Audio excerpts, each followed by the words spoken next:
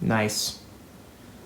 Gorgeous shot. Hello, I am Kirby Groves. Before we get started, I should say, subscribe and like the video. YouTube has this dumb glitch for some reason where people get unsubscribed. Don't know how that happens. Crazy, but it totally, really legitimately happens for sure. So you should check to see if you're subscribed and like the video as well.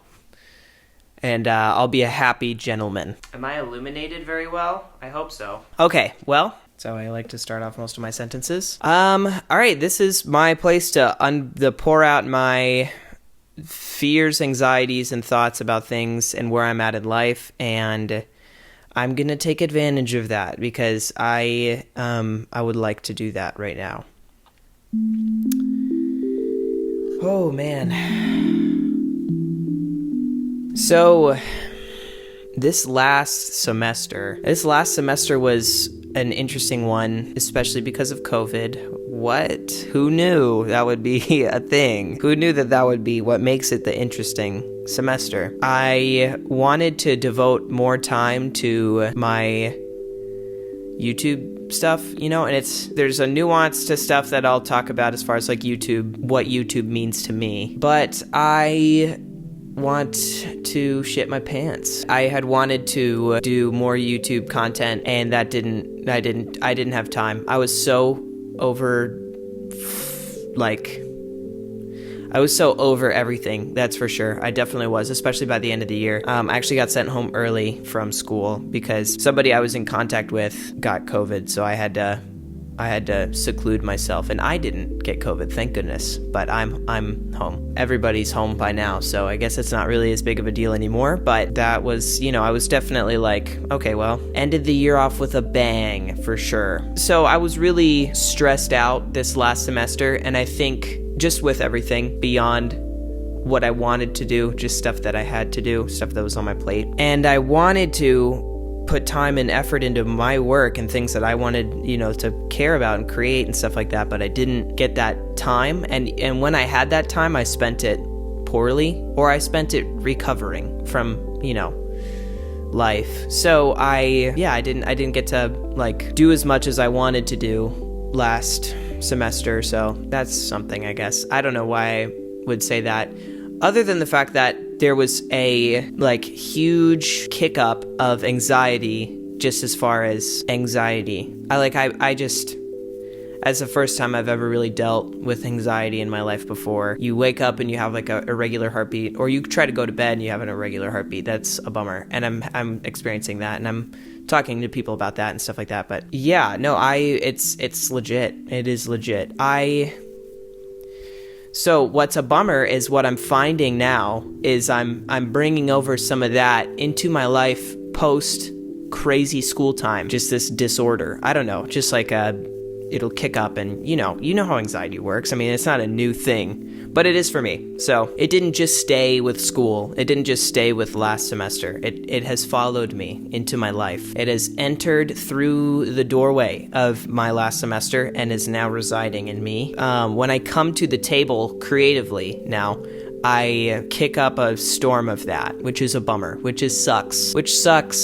Because then I feel like I'm overthinking a video, I'm overthinking content, I'm overthinking creativity, to the point where I, will make a video and then scrap it. And, that sucks. That's a bummer. Or I'll record for 2 hours and be like, I didn't like that, because I wasn't saying what I felt, and I wasn't, feeling normal, and I wasn't whatever, so that's a bummer. It's a bummer. So I am currently dealing with some anxiety things that I want to pay attention to, and I want to be attentive to, but I want to flex my creative muscles right now. So, and this would be my time frame to really go for flexing my creative muscles. So yeah, so I want to take advantage of the time that I have right now. It's break time. I'm home. I have nothing on my plate, no school, no nothing. I'm not going to work. Sorry, Chick-fil-A. Yeah, that's what I'm thinking about. I think as far as anxiety will present itself, it will always be there. It'll always be with me, now. I mean, like, so I just need to learn of ways to deal with it, and I need to learn of ways to cope with it, handle it, and I do not want it to get in the way of my work. So think about, like, if I were to just focus on 2 videos a month, I would still feel that anxiety coming up to filming, or like filming at all. Like, am I being myself? Am I being funny? Am I, being thoughtful? Is this even a video? Am I like cringe as hell right now for like trying something? That's am I cringe as hell for trying something? That's definitely been the mantra of the last week. But I want to try something. Well, we'll see. We'll see how it goes. Again, definitely have this anxiety about it, but like eagerness too. Like, I've been waiting to do this kind of thing for a while, for a whole half year. So I want to do it, man. I want to, or whatever. And so that's Kirby and anxiety right now. That's where Kirby is with his soul. Moving on. YouTube, to me, is not... I don't know what I'm about to say. YouTube, to me, has never been about YouTube. I've never wanted to be a YouTuber. I've never wanted to make content for the sake of content. I never put my bets, I never placed my bets, I never put my money on YouTuber ever. So me tackling the idea of like Kirby is a YouTuber now is more of like that's just clickbait for a way to say like, here's I'm gonna try this on and maybe and try to put some money on this on red here and just see how I feel and see what I can what I can bring to the table, see who follows me, see who like pops in, is like, okay, cool, this is something that I would be interested in watching on a daily basis or something. What I've always wanted YouTube to be is a tool. I've never used it for YouTube. I never used it for views and subscribers and bullshit like that. I don't care. And I've tried not to care. It does feel good, of course, to like somebody saw my video or somebody liked it or something like that. But I've used it as a tool to just like do something that I want to do or whatever. Initially, it was just like I think it would be really fun to make a Smash video. Like I made a Smash Melee video first, and then the Smash 64 video next, and that was when I was in the dawn of me editing, and those were so much fun to make and shoot and whatever. It was a freaking blast. So I want that. I still want that same thing. I want to do that or whatever. I want to try on what it's like to care about the numbers, I guess, or maybe care about just like being a YouTuber in general, or being like, now I am affiliated with this platform. This is where my work starts and ends, is YouTuber, and I can do some crazy stuff in between the lines, but this is what I'm like. This is what I'm gonna try to be right now. So yeah, I think it's worth a shot. I think it's gonna be fun. I think it's gonna be really fun, honestly. I'm definitely pretty stoked. I'm pretty stoked about it. Yeah, that's kind of what YouTube has meant to me in the past, and what I'm taking it as now, as a creative platform. Moving on. Something interesting that's dawning on me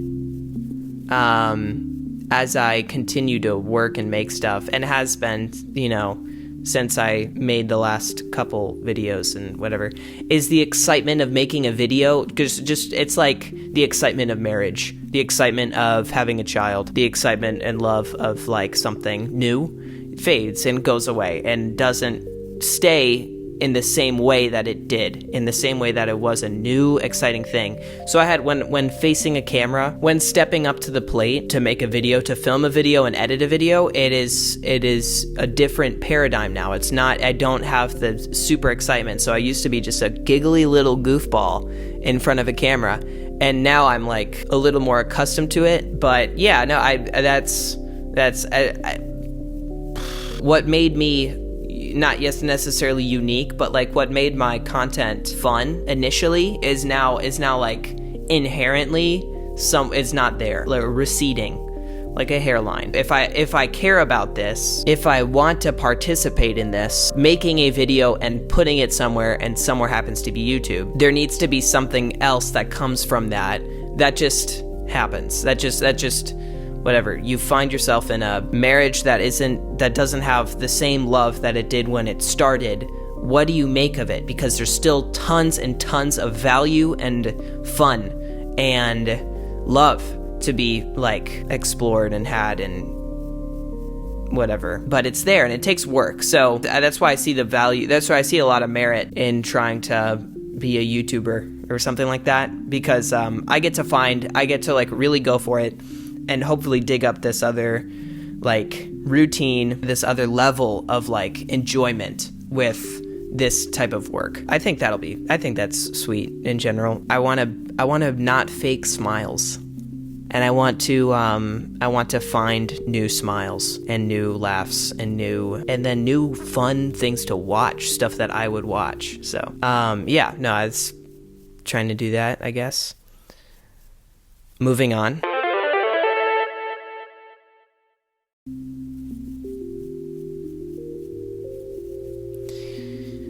I am definitely overcome and in the zone of like, there are different places that you can be that can allow different types of thinking. If you are base level, this is Maslow's hierarchy of needs. Is it Maslow? I hope it's Maslow. Base level, fight for survival, and then levels after that. I don't know the levels. I don't know the Maslow levels. But there's that one at least. I'm such an idiot. Well, I'm not at that base level, but I'm at the level right above the base level, where, it's not like I'm fighting for my life. As far as mentally, as far as where I feel like I am, headspace, I'm more at like a fighting for survival mode right now, rather than like trying to thrive mode right now. And what's interesting? How I know that I'm in a better place or I'm in a worse place, or not like necessarily better or worse, but higher on this list or lower on this list or on this pyramid or whatever, is how I feel anxiety or how I feel depression creep its way into my life. If I have doubt about like myself as a person or like my work inherently, then I know I'm kind of in this fighting for survival mode. But if I have doubt or like anxiety about more specific, more instead of base things, more specific upper echelon things, or like I'm existentially like I'm at the place where I'm able to ask questions about the universe or able to ask questions about myself that I wouldn't have been able to ask before, then I know like, oh man, I'm in a really creative space right now. I'm not just like looking through the weeds.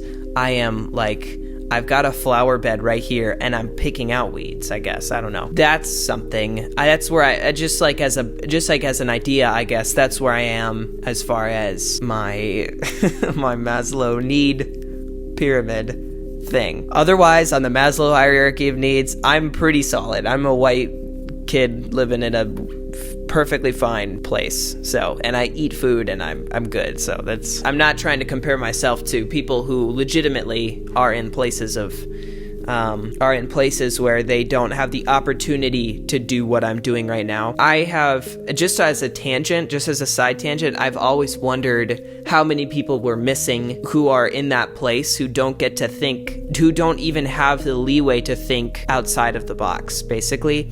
What if Dietrich Bonhoeffer wasn't in a concentration camp? What would we have gotten out of, like, we got a lot out of his work. We got so much about the human condition, which is beautiful and fascinating. But what would we have gotten if he was in a place to question things at all? Question constructs. That would be cool. There's nothing better or worse about that, or like him specifically even to like come to the table a different way. I'm not saying that his work would have been better. I'm more thinking about like if even just as a whole society was at a place where we can question constructs, where that's maybe where would we be, I guess. And then who are we missing? Who's on this base level who could be up here changing the world, legitimately. That is cool to me. Okay, whatever. Moving on. My creative journey has been a bit of an exposed process as far as I've been sharing my thoughts and my feelings about things. Just across the board, I've done that. So I guess where I'm at with that now is definitely like, as I was talking about the Maslow's hierarchy of needs bit, but I had a point and I forgot it. I remember I spend my time on my phone, and I spend my time playing video games, and I spend my time on my phone. I feel like I'm wasting this really precious thing that I have, which is a brain, and unique to me, and unique to my perspective. I feel like I have that, and I'm wasting it. I like look back on my kindergarten self and think, man, that was a smart kid. He had something that I do not. And maybe that was a 45-minute video game time. I was in this class called GT back in elementary. It's not GT Dave. GT was gifted and talented, and it was like basically just tangential thinking. How many uses can you come up with a paperclip? You know, like stuff like that, and like helping you think outside the box. And I felt really smart. I felt really smart being in that class. And now that I think about it, or like think back, you know, that was probably like kind of bad, because it would separate a hierarchy of students who were smarter and who were not, who all had the same capability, potentially. It's just maybe that I was like a little white smartass. But man, that class was something else. That class was like really unique. And that was in 3rd, 4th grade, maybe even 2nd grade. Back in the early days, I felt really smart in that class, and I don't feel the same kind of smart. I feel less apt to think tangentially. I feel less apt to do that than I did when I was in kindergarten. when I was in elementary school, I was smarter in a way that I'm not now, and I feel like that kind of like really smart creative thing in my brain is being shut down by just like, this is how the world works, this is how we do it, and something like that. That's both operated. I have a big thing about school. That's both perpetuated by school and society, and we live in a society and whatever, but also myself. That's perpetuated by my lack of care to even like try to engage those muscles. That's complacency, and that's just me on my phone all the freaking time, and I hate it. Kill me, kill my phone. Shoot it dead. That's what I've been thinking about creatively, is I have this gift and I really want to be smarter. I feel like I'm losing things that I had even a year ago. And maybe that's just turning 20. Maybe that's just being older, or your brain stops growing basically versus its rate of decay. And I know that when you hit 20, okay, here's something. I really don't want to be an old person. I really don't, because once my perspective of people who have become old have found a way to think, and a way to live, and a way to judge, and a way to, and everybody has a way to judge. That's not judgment as an idea is not the problem, because it is a problem, but everybody does it. You can't avoid it. But they've found their way to judge rather than looking for ways to not, you know? I equate wisdom with understanding, just as an idea. I equate to be wise or to be like thoughtful. Those are two things that go hand in hand to me. Once I become old, I'm going to literally biologically have less brain ability to be understanding. And that scares the shit out of me, I think, a little bit. You can't teach an old dog new tricks type of thing. That is a bummer, because I would love to learn new tricks. Also, I wouldn't. I'm finding that I wouldn't love to learn new tricks. I'm finding that I'd rather play on my phone. I'd rather watch YouTube for 4 hours a day. I would rather do that than learn new tricks now. Only at 20 now. And I'm not old yet, but I'm like, I'm 20 years old, so that's old enough to say that I'm getting older. The idea of getting older has always been like paired next to just solidifying your views, and that sucks. My grandmother, Marmee, is a role model to me, because she I find her way of understanding the world to be really neat. She has noticed, or like not just noticed, but she has like been thoughtful about, as she grows, what views she holds and what compels her, and that's really cool. So shout out Marmy. That's a little thing there. Moving on, do I have anything else? The last thing I want to say is I'm really tired physically and mentally. I don't know why. I just am. I'm just physically tired right now, I think is what it really is. I don't want to push myself. I'm not trying. My goal by just like going for this little YouTube project is not to push myself and kill myself, but to grow. I want to grow. And I've been complacent for a while, and I want to stop being tired, because I don't think in a while there's been a time when I'm not tired. So maybe this is a step towards being less tired, is to try to be awake, basically. So yeah, that's that is all I've got to say. Yeah, thanks for watching, and I'll see you soon enough. Peace out. Yeah.